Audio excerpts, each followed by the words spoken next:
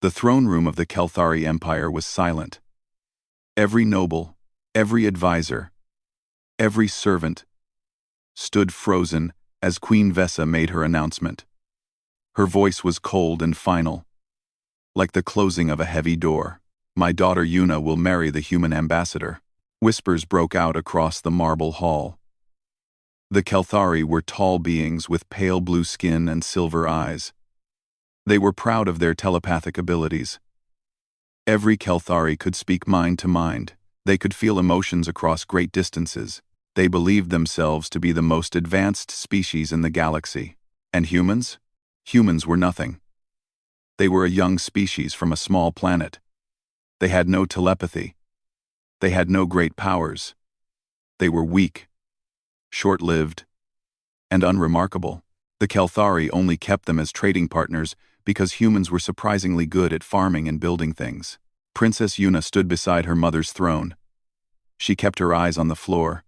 She already knew this was coming. She had known for weeks, ever since her mother called her to a private meeting and told her the truth. "You are useless to me," Queen Vesa had said. "Your telepathy is barely a whisper. You cannot hear thoughts beyond a few steps. You cannot project emotions. You are an embarrassment to the royal bloodline." Yuna had not argued.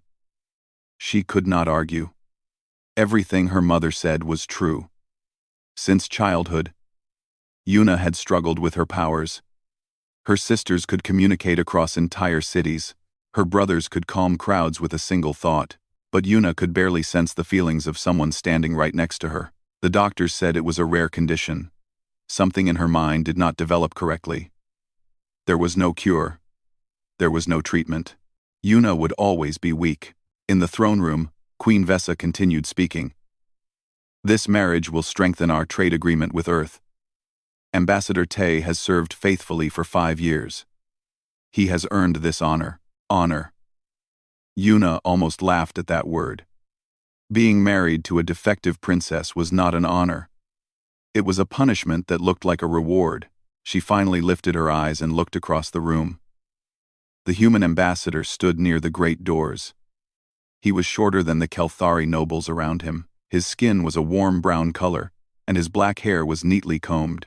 He wore simple earth clothing, a dark suit with no decoration. Ambassador Tay was looking at her. His expression was not angry or disgusted. He looked concerned, as if he was worried about her. That was strange. Yuna had met many aliens in her life. Most of them looked at her with pity or contempt. But this human seemed different. The ceremony happened 3 days later. It was small and quick. Queen Vesa did not want to waste resources on a daughter she was throwing away. Only a handful of nobles attended. Yuna's siblings did not come. They sent messages saying they were too busy. Yuna wore a simple white dress instead of the grand royal gowns. Tay wore his same dark suit. They exchanged vows in the old language of the Kelthari, promising to support each other through hardship and peace. When it was done, Queen Vesa approached them. She looked at Yuna with cold silver eyes. "You will leave for Earth tomorrow," she said. "Do not expect to return. Your duties here are finished." Yuna bowed her head. "Yes, mother." Vesa turned to Tay. "Take care of her, human. She is fragile. Try not to break her." Then the queen walked away without another word. No goodbye, no blessing, no love. That night, Yuna sat alone in her empty chambers. Servants had already packed her belongings. There was not much to pack. She had never collected many things. What was the point of owning beautiful objects when everyone looked at her like she was broken? A knock came at her door. Yuna opened it and found Tay standing there with a small tray of food. "I thought you might be hungry," he said. The kitchen said, "You did not eat dinner." Yuna stared at him. "You brought me food yourself? You did not send a servant?" Tay shrugged.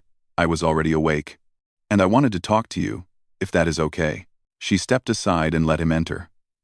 He placed the tray on a small table and sat down across from her. Yuna noticed that he moved carefully, trying not to seem threatening or aggressive. "I know this is not what you wanted," Tay said. "I know you did not choose this marriage. I want you to know that I will not force you to do anything. You will have your own rooms on Earth, your own space.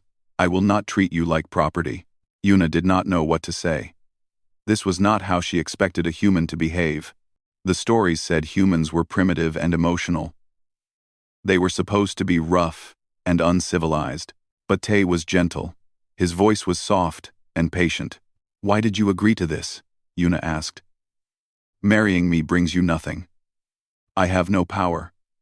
I have no influence. My mother has thrown me away." Tay was quiet for a moment. Then he said, "On Earth, we have a saying. Every person has value. It does not matter if they are strong or weak, rich or poor. Every person deserves kindness and respect." "That sounds foolish," Yuna said. Tay smiled. "Maybe, but I believe it. And I saw how your people treated you today. The way they whispered and laughed. The way your own mother spoke to you like you were garbage." His expression grew serious. "You deserve better than that. Everyone does." Yuna felt something strange in her chest. A warmth she had not felt in years. Her weak telepathy could barely sense emotions. But she could feel something from this human. It was genuine. He actually meant what he said. "You are strange," she told him. "I have been told that before," Tay replied. "Usually by Kelthari nobles who think humans are beneath them." "I do not think that," Yuna said quickly. Then, she paused, surprised by her own words. When had she started caring what this human thought? Tay stood up and walked toward the door. "Get some rest. The journey to Earth is long. But I promise you, Princess, your life there will be different. Better, I hope." He left her alone with the tray of food. Yuna ate slowly, thinking about everything that had happened. Tomorrow, she would leave her home forever. She would travel across the stars to a strange planet filled with strange creatures. She should have been terrified. She should have been angry or sad.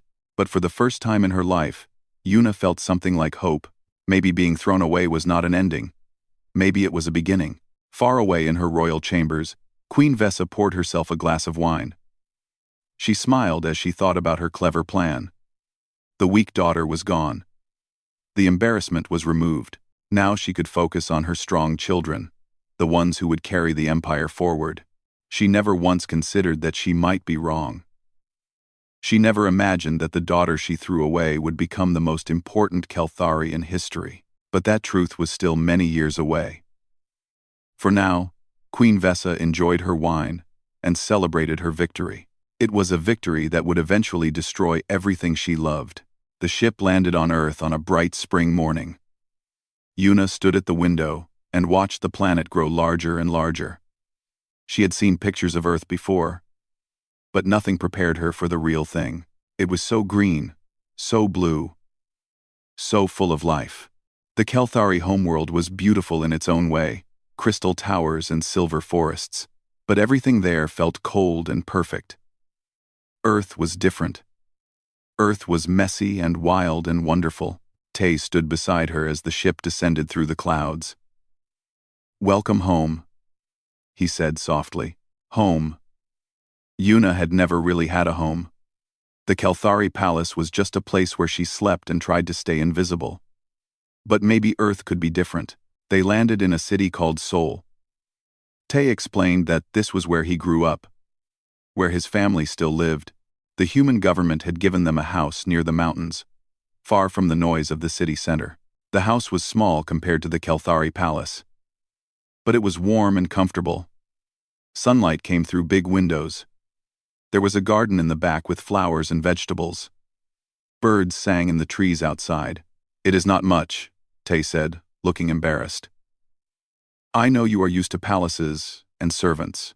"It is perfect," Yuna said. And she meant it. The first few weeks were difficult. Yuna did not understand human customs. She did not know how to cook human food or use human technology. Everything was confusing and strange. But Tay was patient. He taught her how to use the kitchen machines.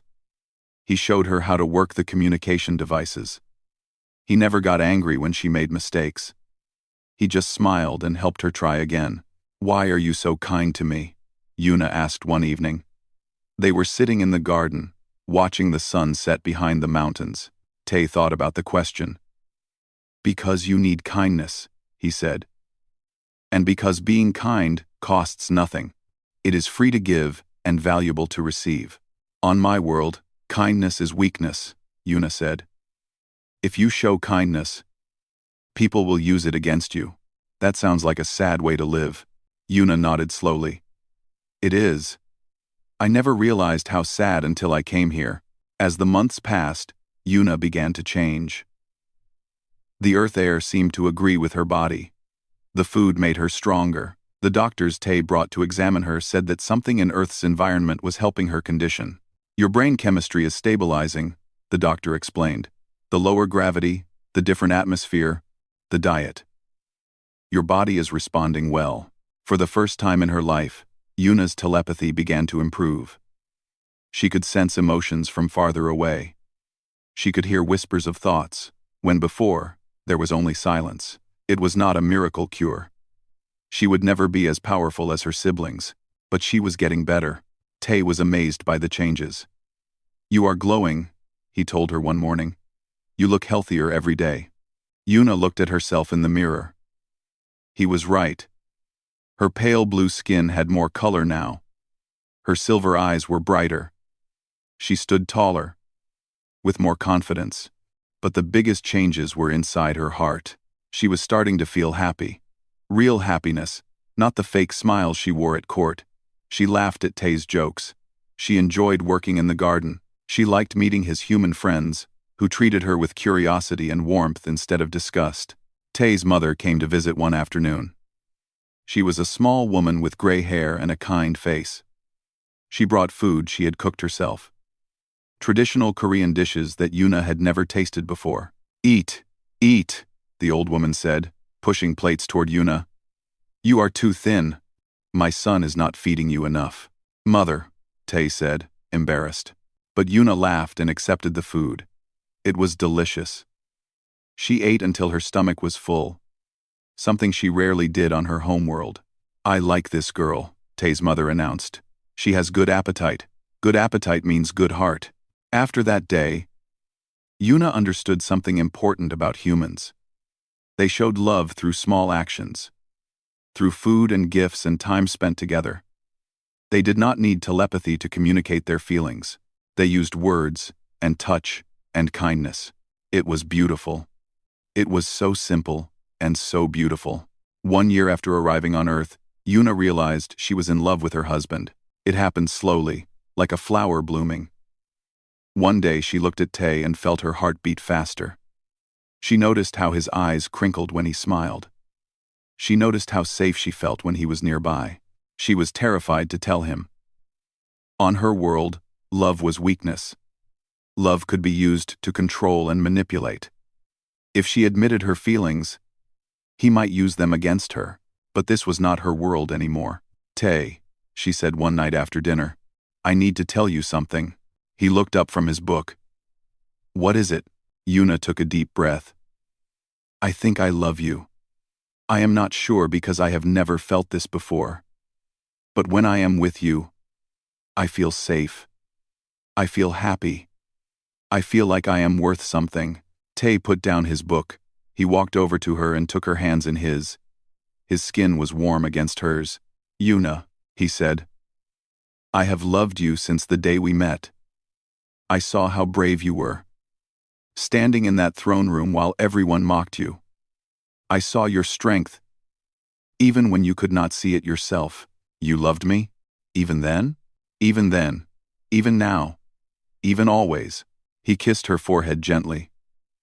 Then her cheeks. Then her lips. It was soft and sweet, full of tenderness. Yuna felt tears running down her face. But they were happy tears. For the first time in her life, she was crying because she was happy. From that night forward, their marriage became real. They were not just political partners living in the same house. They were husband and wife. They were best friends. They were each other's home. 2 years later, Yuna became pregnant. The doctors were worried at first. A Kelthari and human had never produced children before. No one knew what would happen. But the pregnancy went smoothly. Yuna grew round and healthy. Tay fussed over her constantly, making sure she rested and ate well. "You worry too much," Yuna told him. "I worry the exact right amount," he replied. The birth was difficult but successful. Yuna delivered twin girls. Two beautiful babies with blue-tinted skin and their father's dark hair. They had silver eyes that sparkled like stars. Yuna held her daughters and wept. She had never imagined having children. She had assumed her weak bloodline would die with her. But here they were. Proof that she was not broken. Proof that she could create something beautiful. Tay sat beside her on the hospital bed. He stared at his daughters with wonder and love. "What should we name them?" he asked. Yuna thought for a long moment. "Hana," she said, touching the first baby's cheek. "And Nari. Flower names. Because they bloomed from our love." "Hana and Nari," Tay repeated. "Perfect names for perfect girls." Far away across the stars, Queen Vesa received a report about her abandoned daughter. She learned that Yuna had married for love. She learned about the twin grandchildren. The queen threw the report into the fire without reading further. She did not care about half-breed children. She did not care about a weak daughter living among primitive humans. She had bigger concerns.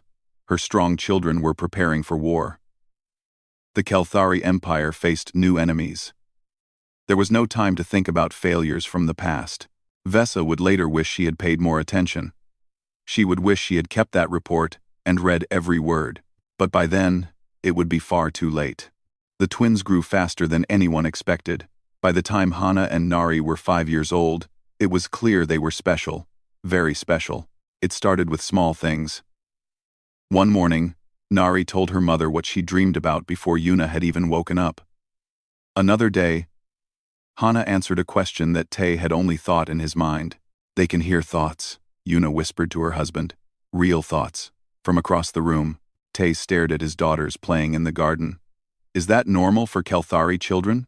"No, it is not normal at all. Most Kelthari children do not develop telepathy until they are 10 years old, and even then, it takes years of training to hear thoughts clearly." Yuna's voice trembled. "Our daughters are doing it naturally, without any training." The human scientists wanted to study the twins. They were polite about it. But Yuna could sense their excitement. A new species of hybrid. A combination of human and Kelthari genetics. The possibilities were endless, but Yuna protected her children fiercely. "They are not experiments," she told the scientists. "They are little girls. They need to play and learn and grow like any other children." Tay supported her completely. He made sure the scientists kept their distance. He hired private tutors instead of sending the twins to public school. He built a protective wall around his family, but the twins' abilities could not stay secret forever. When Hana was 7, she saved a man's life. They were at a park in Seoul when Hana suddenly screamed and pointed at an old man sitting on a bench. "His heart!" she cried. "His heart is stopping!" Tay ran to the man and found him clutching his chest. He was having a heart attack. Because of Hana's warning, they called for help immediately. The doctors arrived in time to save him. "How did you know?" the doctors asked Hana. "I heard his body crying," she said simply. The story spread quickly. A hybrid child who could sense illness before it showed symptoms. A living medical scanner. News reporters wanted interviews. Scientists wanted tests. Government officials wanted meetings. Yuna was overwhelmed. She had not expected this attention. She had not prepared for her daughters to become famous. But Tay remained calm. He handled the reporters with grace. He set boundaries with the scientists. He explained that his daughters were children first and miracles second. "Our girls will help people when they are ready," he told the cameras. "But right now, they need to be kids. They need to make friends and play games and learn about the world." The public fell in love with the family. Here was a Kelthari princess who had been thrown away by her own mother. Here was a human man who treated her with respect and love. Here were two beautiful children who represented hope for the future. Yuna received thousands of messages from humans around the world. They told her how inspired they were by her story. They thanked her for showing that love could cross any boundary. She also received messages from Kelthari living on Earth, aliens who had left the Empire for various reasons. They told her that she gave them hope too. Hope that they could find acceptance among humans. As the twins grew older, their powers grew stronger. By age 10, Hana could diagnose any illness just by touching someone. She could sense diseases that machines could not detect. Hospitals around the world asked for her help. Nari's gifts were different. She could project emotions. She could calm angry crowds. She could ease pain with a thought. When there were riots or disasters, people called for Nari to help restore peace, but the most amazing discovery came when the twins were 12 years old. A famous Kelthari scientist visited Earth for a conference. He was curious about the hybrid children and asked permission to test their abilities. Yuna agreed, as long as she could be present during the tests. The scientist's name was Elder Miro. He was very old, with deep wrinkles on his blue skin. He had studied telepathy for over 200 years. He sat across from Hana and asked her to read his mind. Hana closed her eyes and concentrated. After a moment, she began speaking in the ancient Kelthari language. Words that she had never learned, secrets that Elder Miro had buried deep in his memory. The old scientist went pale. He turned to Nari and asked her to project an emotion. Nari smiled and sent out a wave of joy. Elder Miro gasped and fell to his knees. The emotion was so pure and powerful that tears streamed down his face. "Impossible," he whispered. "This is impossible." "What do you mean?" Yuna asked, worried. Elder Miro looked at her with shock in his ancient eyes. "Your daughters are stronger than any Kelthari in recorded history. Their telepathy is beyond anything I have ever measured.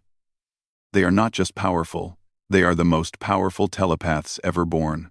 Yuna sat down heavily. Her legs would not hold her weight. "How? I am weak. My telepathy is barely functional. How can my children be strong?" The scientist thought for a long time before answering. "I have a theory. Kelthari telepathy has limits. Our brains can only process so much information. But humans are different. Human brains are incredibly flexible. They adapt and grow in ways that Kelthari brains cannot." He pointed at the twins. "Your daughters have Kelthari telepathy running through human neural pathways. The human parts of their brains are boosting the Kelthari powers. They are not limited by our biology. They have transcended it." Tay stepped forward. "Are you saying that humans made them stronger?" "Yes, exactly. The human genetics did not weaken the Kelthari gift. They enhanced it beyond anything we imagined." The news spread across the galaxy. The weak princess had produced the most powerful telepaths in history. The half-breed children were stronger than any pure-blood Kelthari. Queen Vesa heard the news in her throne room. She crushed the communication device in her hand. "Lies," she hissed. "Propaganda. The humans are trying to embarrass us." But she ordered her scientists to investigate, and the reports they sent back confirmed everything. Yuna's twins were genuine miracles, and they were wasted on a primitive planet like Earth. Vesa considered her options. Perhaps she could bring the children back to the Empire. Perhaps she could train them properly and use their powers for the glory of the Kelthari. But before she could make plans, war came to her doorstep. Back on Earth, Yuna watched her daughters practice their abilities in the garden. They were laughing and playing, using their powers like toys. They made flowers bloom with projected joy. They called birds from the trees with telepathic songs. "They are beautiful," Tay said, standing beside his wife. "They are miracles," Yuna agreed. "Miracles that my mother threw away without knowing." Tay put his arm around her shoulders. "Her loss. Our gain." Yuna leaned against him, feeling grateful beyond words. She had been called weak and worthless her entire childhood. She had been discarded like garbage. But now she had a family that loved her, children who changed the world. Everything her mother had rejected became the most valuable treasure in the galaxy. And the universe was about to find out exactly how valuable that treasure was. The war came without warning. The Vorak Dominion, an ancient enemy of the Kelthari, launched a massive invasion. Their ships darkened the skies over a dozen Kelthari worlds. Queen Vesa was confident at first. Her empire was strong. Her children were powerful warriors. Her armies had never lost a major battle. "We will crush them," she declared. "The Vorak are savages. They cannot match our technology or our telepathy." But she was wrong. The Vorak had spent centuries preparing for this war. They had developed weapons that blocked telepathy. They had ships that could slip past Kelthari sensors. They had soldiers bred specifically to resist mental attacks. The first battle was a disaster. Prince Kiran, Vesa's eldest son, led the defense of the outer colonies. He was arrogant and overconfident. He believed his powerful telepathy would give him an easy victory. The Vorak killed him within hours. His entire fleet was destroyed. 10,000 Kelthari soldiers died in a single day. Queen Vesa received the news in her throne room. She did not cry. She did not scream. She simply sat on her throne and stared at the wall. Kiran was supposed to be her heir. He was supposed to lead the empire into a golden age. Now he was floating dead in the cold void of space. But there was no time to mourn. The Vorak were advancing quickly. More worlds fell. More soldiers died. The great Kelthari Empire, which had stood for thousands of years, began to crumble. Vesa sent her other children to fight. Princess Sarah, her second-born. Prince Damon, her third. Twin sons Vex and Kale. One by one, they went to war. One by one, they fell. Sarah was captured and executed publicly. The Vorak broadcast her death across the galaxy as a warning. Damon died defending the capital of an agricultural world. Vex and Kale made a final stand at a space station and were never seen again. In 3 years, Queen Vesa lost all 5 of her strong children. The ones she had cherished. The ones she had trained. The ones she believed would make her legacy immortal. Now she had no heirs. No successors. No hope. Her allies began to abandon her. The trading partners she had bullied for centuries saw weakness and turned away. The smaller species she had oppressed rose up in rebellion. The great Kelthari Empire was dying, and everyone wanted to pick at its corpse. Vesa sat alone in her throne room. The palace was quiet now. Most of the servants had fled. Most of the nobles had escaped to neutral territory. Only a handful of loyal guards remained. "Your Majesty," said an advisor. He was old and tired, one of the few who had not abandoned her. "We have received word from Earth." Vesa looked up. Earth. That primitive planet, where she had sent her weak daughter so long ago. She had almost forgotten about Yuna. "What word?" she asked. The advisor handed her a report. "Your daughter has become influential. Her hybrid children are the most powerful telepaths in known space. The humans worship her like a goddess. She has built alliances with dozens of species. She has resources, ships, soldiers." Vesa read the report slowly. Her hands were trembling. Yuna had thrived. The weak, pathetic daughter she had thrown away had become powerful beyond imagination. She had everything Vesa needed to save the Empire. "Contact her," Vesa ordered. "Tell her that her mother requires her help." The advisor hesitated. "Your Majesty, after what you did to her, do you really think she will help? She is still my daughter. She still carries Kelthari blood. She has a duty to her people." But even as she spoke, Vesa knew the truth. She had no right to ask Yuna for anything. She had treated her daughter like garbage. She had mocked her, humiliated her, sent her away in shame. Now she needed that same daughter to save her. The message was sent. Vesa waited for a response. Days passed. Then, weeks. The Vorak continued their advance. More worlds burned. Finally, a reply arrived. "My husband and I have discussed your request. We are willing to meet and talk about the future. Come to Earth alone and unarmed. We will guarantee your safety." It was signed simply, Yuna. Vesa stared at the message for a long time. Yuna had not called her mother. She had not expressed any emotion. The message was cold and formal. Like a business transaction, the queen had no choice. She boarded a small ship and traveled alone across the galaxy. She left behind the ruins of her empire, the graves of her children, the ashes of her dreams. The journey to Earth took 3 weeks. Vesa spent most of that time alone in her cabin, thinking about the past. She remembered Yuna as a child, always struggling to keep up with her siblings. She remembered the look of hurt in Yuna's eyes when she was mocked at court. She remembered the day she announced the marriage. The way Yuna had stood with her head bowed, accepting her fate without argument. Had Yuna been brave that day, or simply broken? The ship landed on Earth on a rainy afternoon. Guards in human uniforms escorted Vesa to a large house in the mountains. It was modest compared to her palace, but clean and well-maintained. Yuna was waiting in the garden. She stood under an umbrella, wearing simple human clothes. Her blue skin glowed with health. Her silver eyes were bright and clear. She looked nothing like the weak girl Vesa remembered. "Mother," Yuna said. Her voice was calm and steady. No anger, no fear, no hatred. "Yuna." Vesa did not know what else to say. They stood in silence for a long moment. Rain fell around them. Thunder rumbled in the distance. A man appeared behind Yuna. The human, Tay. He was older now, with gray in his black hair, but he stood tall and protective beside his wife. "Welcome to our home," Tay said. His voice was polite but cold. "We have prepared a room for you." Vesa followed them inside. The house was warm and comfortable. Pictures hung on the walls. Family photographs showing Yuna and Tay smiling together. Pictures of 2 young women with blue-tinted skin and dark hair.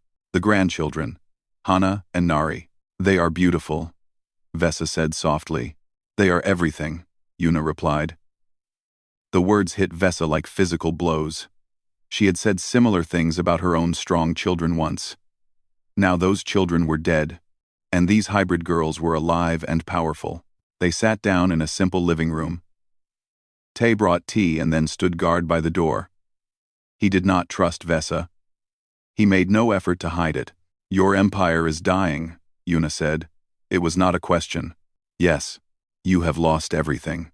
Your heirs, your allies, your armies. Yes, and now you come to me. The weak daughter. The embarrassment. The one you threw away like garbage." Vesa lowered her head. Shame burned in her chest. "Yes, I come to you." Yuna was silent for a long time. When she finally spoke, her voice was heavy with old pain.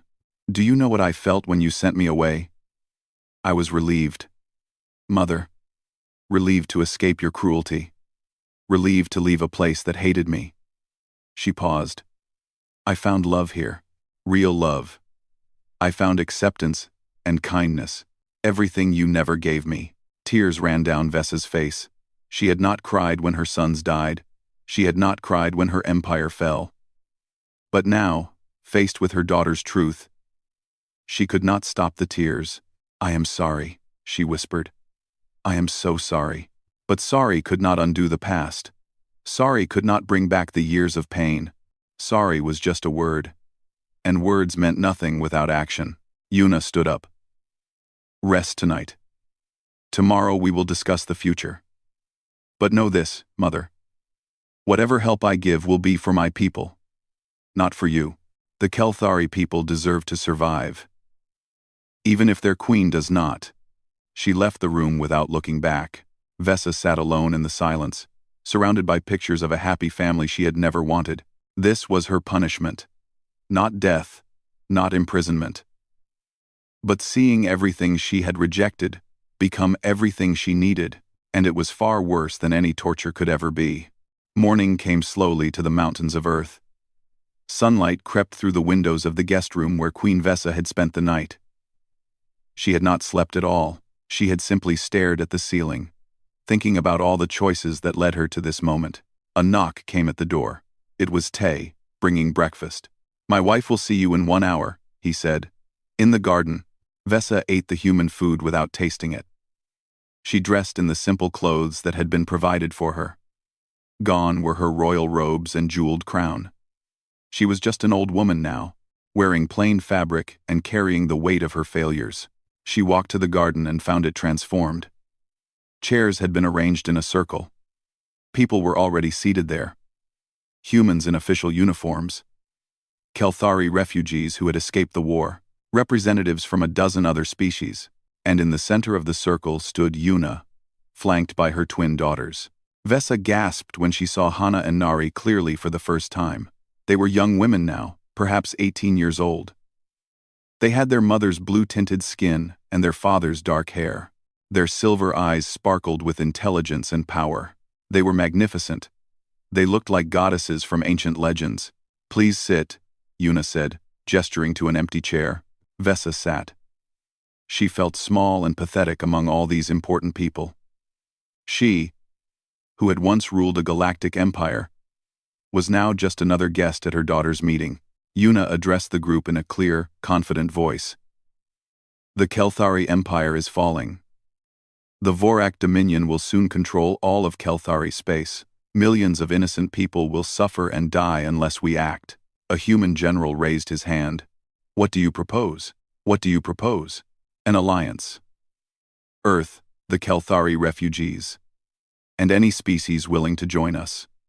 Together, we will push back the Vorak and establish a new order. Not an empire ruled by fear, but a federation built on cooperation and respect." The room erupted in discussion. Some supported the plan. Others worried about the cost. Diplomats argued over details and resources. Through it all, Vesa sat silent. She watched her daughter command the room with skill and grace. She watched humans and aliens alike listen to Yuna with respect and admiration. This was the girl she had called weak. This was the daughter she had thrown away. Finally, Yuna turned to her mother. "Queen Vesa, you ruled the Kelthari for over a century. Your people know your face, your voice. Your presence could help convince them to join our cause." Vesa looked up, surprised. "You want my help?" "I want what is best for the Kelthari people. If your presence helps save lives, then yes, I want your help." Yuna paused. "But you will not rule. You will not command. You will serve as a symbol only, under my direction. Is that understood?" It was humiliating. The great Queen Vesa, reduced to a figurehead. A puppet for her weak daughter to control. But what choice did she have? Pride had cost her everything. Maybe humility could save something. "I understand," Vesa said quietly. "I will do whatever you ask." The meeting continued for hours. Plans were made. Resources were allocated. Ships were assigned. By the end of the day, a new alliance had been formed. The Federation of United Species, they called it, led by Earth and commanded by humans and Kelthari working together. After the meeting, Yuna found her mother sitting alone in the garden. The sun was setting, painting the sky in shades of orange and pink. "It is beautiful here," Vesa said. "I understand why you love this place." Yuna sat beside her. "I never expected to be happy. When you sent me away, I thought my life was over. I thought I would live and die in misery. But you did not. No, I found something better. I found love, family, purpose." Yuna looked at her mother with steady eyes. "Things you could never give me." Vesa nodded slowly. "I was blind. I valued power above all else. Telepathy, strength, dominance. I thought those were the only things that mattered. And now? Now I see the truth. The strongest thing in the universe is not telepathy or weapons or armies. It is love, kindness, connection." Vesa's voice cracked. "The humans taught you that, and you taught me." Yuna was quiet for a long moment. Then she reached out and took her mother's hand. It was the first time they had touched in over 20 years. "I do not forgive you," Yuna said softly. "Not yet, maybe not ever. You hurt me deeply, and some wounds never fully heal." Vesa bowed her head. "I know, but I do not hate you either. Hatred is poison. It destroys the one who carries it. Yuna squeezed her mother's hand gently. I choose to let go of the poison. Not for you, for myself. Tears streamed down Vessa's face. She did not deserve this mercy. She did not deserve anything from the daughter she had wronged. But mercy was given anyway. That was the human way. That was the lesson Yuna had learned. The war against the Vorak lasted 2 more years. The new Federation fought bravely. Human ships carried Kelthari warriors into battle. Alien species contributed their unique abilities, and at the center of everything were Hana and Nari. The twins used their incredible telepathy to coordinate the war effort. They could sense enemy movements across vast distances. They could calm panicked soldiers and inspire courage in the defeated. They became legends, the twin stars of Earth, saviors of the galaxy. The Vorak were eventually pushed back. A peace treaty was signed. The Kelthari people survived, though their old empire was gone forever. In its place rose the Federation, a union of equals working together for common goals. Queen Vessa lived out her remaining years on Earth. She was not imprisoned or punished. She was simply irrelevant. The galaxy had moved on without her. She spent most of her time in the garden, watching her granddaughters grow into powerful leaders. She saw Hana become the Federation's chief medical coordinator, using her healing abilities to save millions of lives. She saw Nari become a diplomat and peacemaker, resolving conflicts with her gift for projecting calm and understanding. And she saw Yuna standing tall beside Tay, the human who had loved her when no one else would. One evening, near the end of her life, Vessa called Yuna to her bedside. I need to tell you something, the old queen said. Her voice was weak, barely a whisper. Yuna leaned close. What is it? I was wrong about everything. Strength is not about power or dominance. The strongest thing I ever did was send you to Earth. Not because I planned it that way. I thought I was throwing away garbage, but instead, I planted a seed. Yuna smiled sadly. A seed you never meant to water. Yes. But it grew anyway. It grew into something beautiful. Vessa reached up and touched her daughter's face. You are my greatest achievement, Yuna. Not because of what I did, but because of who you became despite me. End quote. Tears fell from Yuna's silver eyes. Mother, let my story be a warning to others. Do not throw away what seems weak. Do not dismiss what seems worthless. Because the thing you reject might become the thing that saves you. Vessa closed her eyes. Tell my story. Let the galaxy learn from my mistakes. She died that night, peacefully, with her daughter holding her hand. Yuna kept her promise. She told her mother's story to anyone who would listen. It became a famous tale, shared across hundreds of worlds. The story of a queen who threw away her weak daughter and lost everything. The story of a princess who found love among humans and saved the galaxy. And at the heart of the story was a simple truth. A truth that humans had always known. Every person has value. Every life has meaning. The ones who seem weakest might carry the greatest strength. You just have to look beyond the surface to see it. Yuna lived for many more years, happy and loved. When she finally passed away, surrounded by her husband, her children, and her grandchildren, she had no regrets. She had been called weak once, worthless, garbage, but she had proven them all wrong. Not through revenge or anger, through love, through kindness, through being exactly who she was, and that was the greatest victory of all.